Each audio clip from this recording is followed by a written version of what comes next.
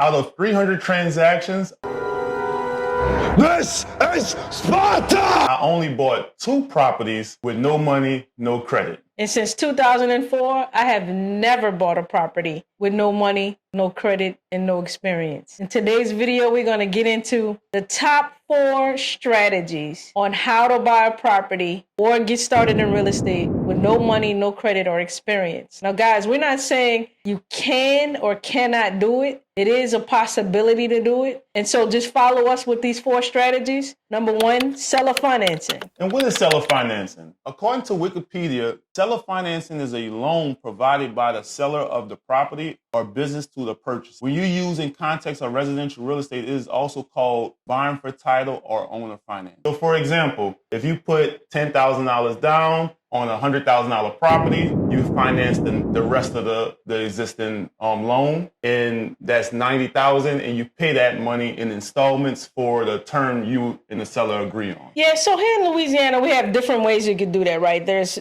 several ways you can set up a seller financing deal. Like there's subject to, there's bond for deed. Now I've sold property For sale by owner, sold. Ladies, as the seller on a bond for deed. We do that in our lending practice, right? In that instance, the deed stays with the seller, and then you have a promise to pay a monthly note. And of course, there's a balloon payment at the end of the term, right? And for our audience that's not in New Orleans or Louisiana, it may be called an agreement for sale in other states or a contract for deed in other states. Right. So in a buying for deed, we do it here in New Orleans, and they have something else that's called a subject to, where title do transfer. Yeah, on the subject to, you pretty much kind of take over the person's mortgage, right? Yeah, you take over the existing mortgage that's in place. So look, I don't want to make it seem like it's easy. These strategies are easy. I mean, when you're evaluating a deal, looking into what's owed on the mortgage, what type of loan on the mortgage is also important if you ever do subject to. Wouldn't you agree? Yeah, definitely. You don't want to get into an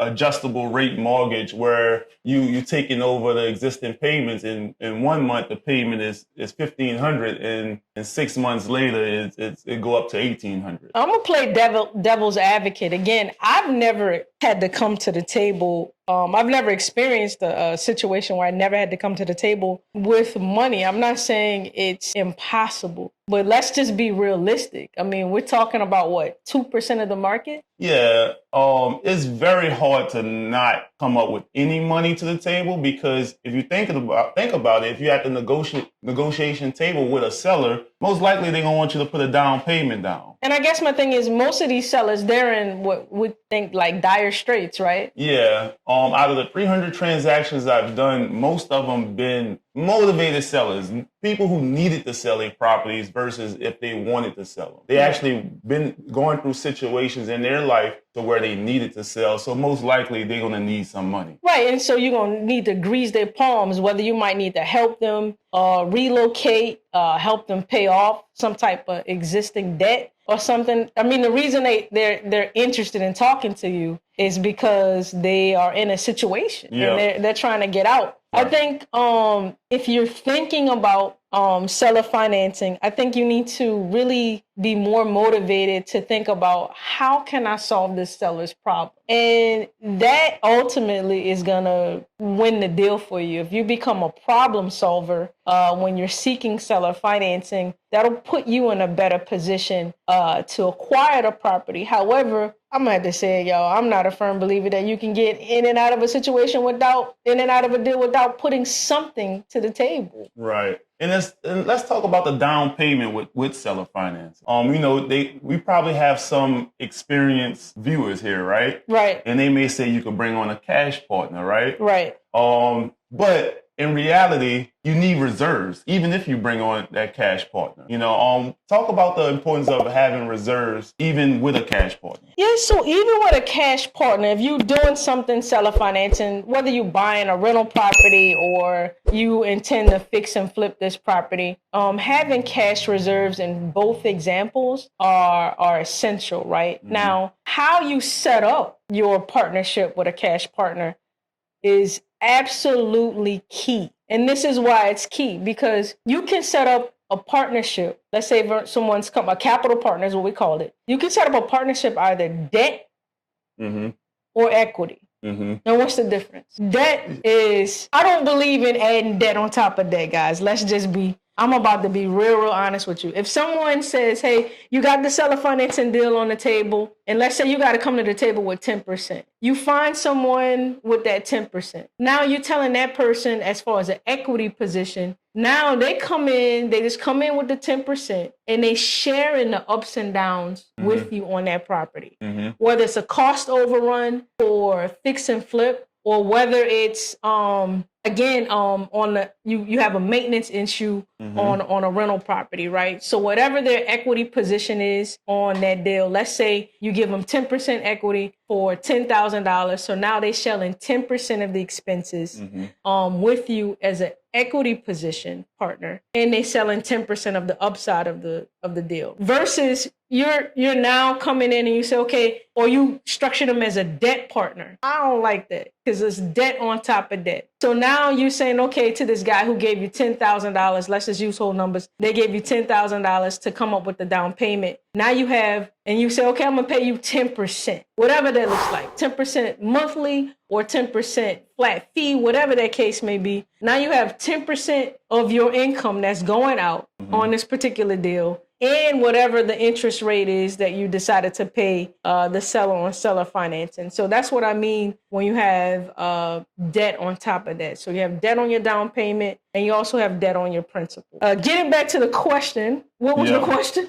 Yep. Well, the question we covering how to buy houses with no money, no credit. Yeah. So, and with seller financing, you know, you can bring on a capital partner to buy the house, but at the end of the day, you do need reserves, and that's where that's the point. And that's where your cash do come in the reserve amount, because if you don't structure the capital partnership to where if something happened, they don't cover it, you're going to be stuck covering it. You do need capital for seller finance. Now going into number 2, wholesaling real estate. You know, they have a lot of people out there that teach wholesaling real estate, a way to get started in real estate with no cash, no credit, no experience. And I have a huge background on wholesaling. Go ahead and shoot for it, man. You are. He's like the wholesaler guru here in New Orleans, man. Yeah, and out of the 300 transactions, probably 150 of those, 140 of those were wholesale deals. And what is wholesaling? Wholesaling is where you get a piece of property under contract and you sell your position to an end buyer. And having that property under contract, you have equitable interest in that property. So you could sell that piece of paper for a profit for $10,000, $15,000, $20,000. It sounds simple, right? But how do you drive traffic to get those leads? It costs money. It costs money. It costs money. It costs money to get leads. We trying to funnel as much leads into our pipeline to determine a good deal, to find a good deal, so we can get that property under contract and then sell it. There's a big misconception that you can get into wholesaling with no money, no credit, because you have to drive traffic. And only the best way to drive traffic is to spend marketing dollars to get that traffic. Now, I can cover the 2 deals that I did do with no money, no credit. Should I go into that? Go into it. While we was wholesaling properties, we used to have our virtual assistant that we paid for to make offers on for sale by owners on Zillow and some properties that needed work on the MLS. So we used to make blind offers on the MLS and on Zillow. And one deal came from Zillow, and the other one came from MLS. And we consider that 2 deals where we didn't put any marketing dollars behind it. These sellers already raised their hands saying they wanted to sell their house on a for sale by owner. And we didn't have to go out there and find them and drive. That's how we bought our 2 properties with no money, no credit, just making offers on Zillow and making offers on the MLS. We was able to do 2 wholesale deals. Now, the other third strategy that you'll see people talk about online is raising capital, right? Raising capital between your family and friends. Let me say this. I'm not a proponent of doing it, especially if you are new. If you are new and you have no experience in real estate whatsoever, I don't suggest you go out and raise capital from family and friends. For me to promote that, to me, I would be intellectually dishonest. And the reason why is because without any experience, you put your family and friends as cash in a really hard on cash in a really, really risky position, right? With no experience. However, if you are a seasoned investor, by all means, it's a great, great strategy to raise capital from family and friends.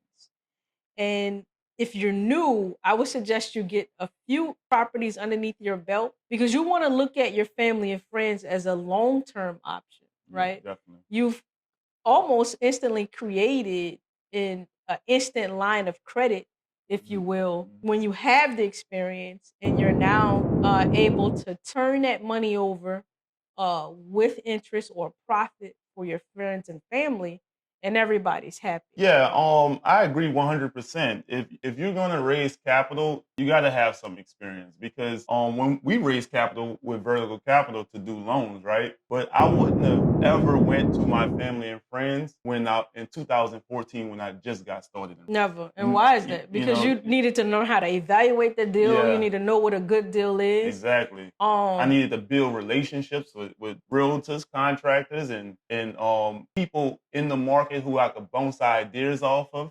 It was just so many things to make sure that their capital was safe that I wasn't ready for in 2014. And listen, it's not to say that because you have inexperience that you're going to fail and bump your head. If you buy real estate right, even through your failures on that particular project, you definitely could come out smelling like a rose, right? Yep.